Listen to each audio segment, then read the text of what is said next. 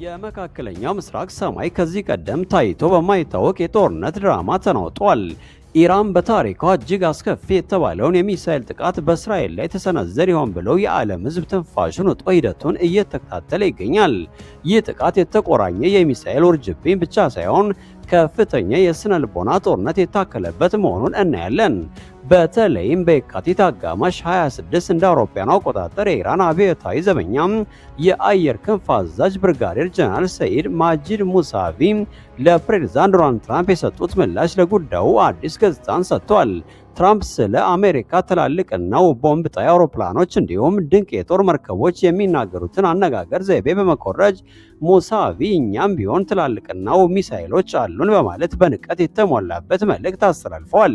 ይህ ንግግር እንዲሁ ለይስሙላ የተሰነዘረ ሳይሆን ኢራን ከአሜሪካ ጋር ለገጠመችው ከፍተኛ ውጥረት ያላትን ዝግጁነትና የቴክኖሎጂ አቅም ለማሳየት የተጠቀመችበት ስልታዊ ማስጠንቀቂያ ተደርጎ ተወስዷል። በተለይም ባለፈው ዓመት በ12ቱ ቀናት ጦርነት እስራኤል የኢራንን ከፍተኛ የጦር መኮንኖች በመግደል ረገድ የተሳካለት መሆኑ ለአሜሪካ እንደ ምሳሌ የቀረበ ነው።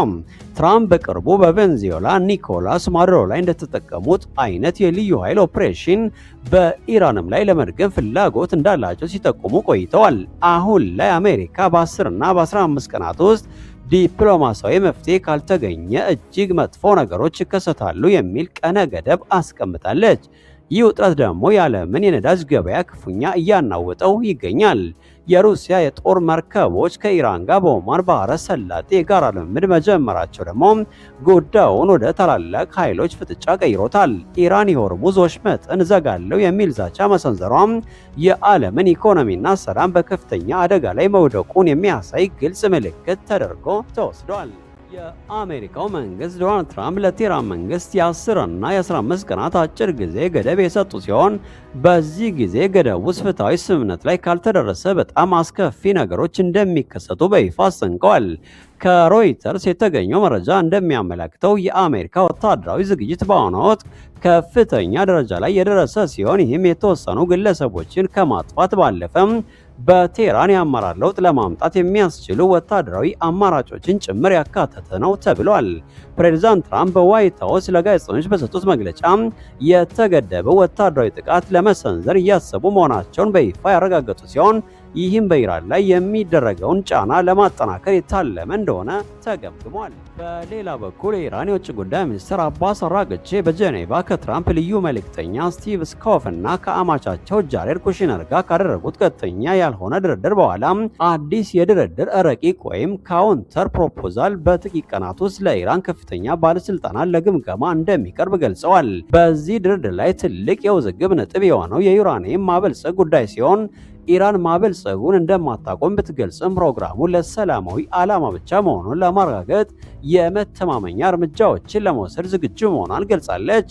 ሆኖም ዋይት ሃውስ ኢራን በምንም መልኩ ዩራኒየም የማበልጸግ ሆነ የኒኩሌር መሳሪያ መገንባት አቅም ሊኖራት አይገባም በሚለው አቋም ጸንተዋል። በተጨማሪም በትራምፕና በኢራን ባለስልጣናት መካከል በሰብአዊ መብት ረገድ ከፍተኛ የሆነ የቁጥር መጣረስ የታየበት ውዝግብ ተፈጥሯል። ትራምፕ በኢራን የውስጥ ተቃውሞ 32000 ሰዎች ተገድለዋል ሲሉ ቢከሱም ኢራን በበኩሏ የሟቾች ቁጥር 3117 ሰዎች ብቻ መሆኑን በመግለጽ አስተባብራለች። በአጠቃላይ በቀጣዮቹ 2 ሳምንታት ውስጥ የሚካሄደው ድርድርና ኢራን የምታቀርበው ምላሽ መካከለኛው ምስራቅ ወደ ሰላማዊ ስምምነት ያመራል ወይስ ወደ ሰፊና አስከፊ ቀጠናዊ ጦርነት ይገባል የሚለውን የሚወስን በመሆኑ መላው ዓለም በከፍተኛ ስጋትና በትኩረት ሂደቱን እየተከታተለ ይገኛል። ምዕራባውያን ሀያላን ሀገራት እንደ ኤፍ-35 እና ጂቢዩ-57 ያለው እጅግ ዘመናዊና መሬት ሰባሪ ቦምቦችን እንደ ዋነኛ ማስፈራሪያ በሚጠቀሙበት በዚህ ወቅት ኢራን ይህንን የአየር ላይ የበላይነት ሙሉ በሙሉ ዋጋ ቢስ የሚያደርግ እጅግ ጥልቅ የሆነ የመሬት ውስጥ የኒውክሌር ምሽግ ገንብታለች።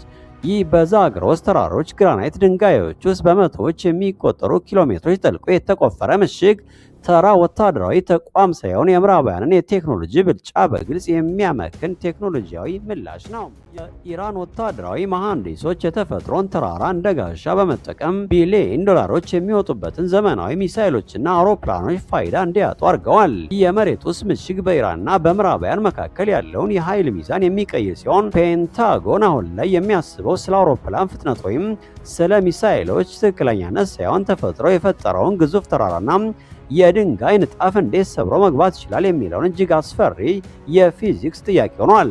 ይህ አዲስ የግንባታ ስሌት የጦር ሜዳውን ከሰማይ ወደ መሬት የውስጥ ጥልቀት በመቀየር ምዕራባውያንን ጥልቅ ስትራቴጂካዊ አጣብቂኝ ውስጥ ከቷቸዋል።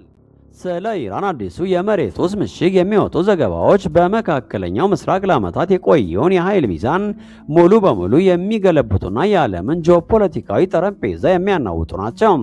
ይህንን ግንባታ በወታደራዊ ስነ ህንፃ እይታ ስንመረምረው ኢራን ከዚህ ቀደም ከነበሩትና በአየር ጥቃት ሊወድሙ ከሚችሉት የገጽታ ላይ ተቋማት ወጥታም ወደ ፍጹም ጥበቃ መሸጋገሯን እንረዳለን። የምዕራባውያን ባንከር ሰባሪ ቦምቦች ሊያደርሱ እስከሚችሉት ጥልቀት በላይ በመቶ የሚቆጠሩ ሜትሮች ዝቅ ብሎ የተገነባው ይህ ምሽግ ለበርካታ አስርተ ዓመታት ምዕራባውያን እንደ ዋነኛ የዲፕሎማሲ መሳሪያ ሲጠቀሙበት የነበረውን ቀዶ ጥገና መሰል የአየር ጥቃት ስትራቴጂ ሙሉ በሙሉ ከጥቅም ውጭ ያደርገዋል ተብሎ ይገመታል። ይህ ሁኔታ ምዕራባውያን ላይ ትልቅ የውሳኔ አጣብቂኝ ፈጥሯል። ወይ የማይታሰብ የሰው ኃይል መስዋዕትነት እና የኢኮኖሚ ውድቀት የሚጠይቅ የምድር ላይ ጦርነት ውስጥ መግባት፣ አሊያም ኢራንን እንደ ኒኩሌር ባለቤትነት የተቃረበች ሀያል አድርገው መቀበል። ኢራን የራሷን አስቸጋሪ መልክዓ ምድር እንደ ስትራቴጂካዊ የመከላከያ መሳሪያ በመጠቀም የምዕራባውያንን የቢሊዮን ዶላር የቴክኖሎጂ የበላይነት አቀዝቅዛለች። ይህ ምሽግ ለቴህራን አገዛዝ የህልውና ዋስትና ሲሆን በአየር ላይ የሚበሩ ዘመናዊ ጀቶች በተራራው አናት ላይ ቢያንዣብቡም በድንጋዩ ውስጥ ተቀብሮ የሚከናወነውን ስራ ግን ሊነኩት የማይችሉት ደረጃ ላይ ደርሷል። ይህ በዓለም አቀፍ የፖለቲካ ቼዝ ጨዋታ ውስጥ ኢራን የተጫወተችው የመጨረሻ መከላከያ የተባለ ጥልቅ ስልት ሲሆን ምዕራባውያን ሀያላን ሀገራት ከእንግዲህ በኃይል ብቻ ፍላጎታቸውን ማስፈጸም የማይችሉበት አዲስ እውነታን ፈጥረዋል። የመካከለኛው ምስራቅ ሰማይ ከዚህ ቀደም ታይቶ በማይታወቅ የጦርነት ድራማ ተናውጧል። ኢራን በታሪኳ እጅግ አስከፊ የተባለውን የሚሳኤል ጥቃት በእስራኤል ላይ ተሰነዘረ ይሆን ብሎ የዓለም ሕዝብ ትንፋሹን ውጦ ሂደቱን እየተከታተለ ይገኛል። ይህ ጥቃት የተቆራኘ የሚሳኤል ውርጅብኝ ብቻ ሳይሆን ከፍተኛ የስነ ልቦና ጦርነት የታከለበት መሆኑን እናያለን።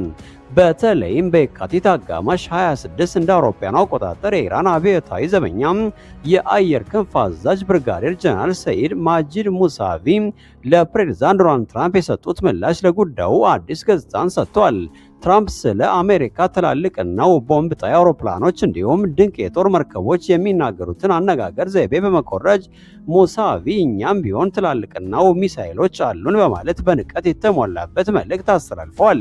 ይህ ንግግር እንዲሁ ለይስሙላ የተሰነዘረ ሳይሆን ኢራን ከአሜሪካ ጋር ለገጠመችው ከፍተኛ ውጥረት ያላትን ዝግጁነትና የቴክኖሎጂ አቅም ለማሳየት የተጠቀመችበት ስልታዊ ማስጠንቀቂያ ተደርጎ ተወስዷል። በተለይም ባለፈው ዓመት በ12ቱ ቀናት ጦርነት እስራኤል የኢራንን ከፍተኛ የጦር መኮንኖች በመግደል ረገድ የተሳካለት መሆኑ ለአሜሪካ እንደ ምሳሌ የቀረበ ነው።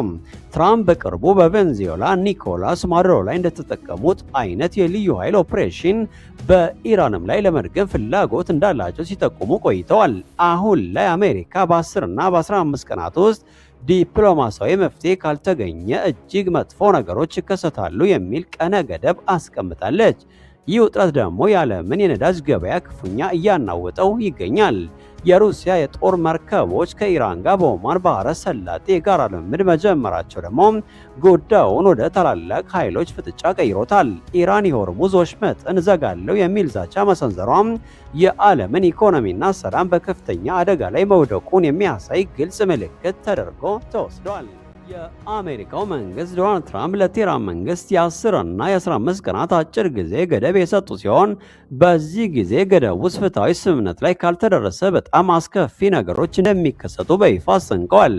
ከሮይተርስ የተገኘው መረጃ እንደሚያመለክተው የአሜሪካ ወታደራዊ ዝግጅት በአሁኑ ወቅት ከፍተኛ ደረጃ ላይ የደረሰ ሲሆን ይህም የተወሰኑ ግለሰቦችን ከማጥፋት ባለፈም በቴህራን የአመራር ለውጥ ለማምጣት የሚያስችሉ ወታደራዊ አማራጮችን ጭምር ያካተተ ነው ተብሏል። ፕሬዝዳንት ትራምፕ በዋይት ሃውስ ለጋዜጠኞች በሰጡት መግለጫ የተገደበው ወታደራዊ ጥቃት ለመሰንዘር እያሰቡ መሆናቸውን በይፋ ያረጋገጡ ሲሆን ይህም በኢራን ላይ የሚደረገውን ጫና ለማጠናከር የታለመ እንደሆነ ተገምግሟል።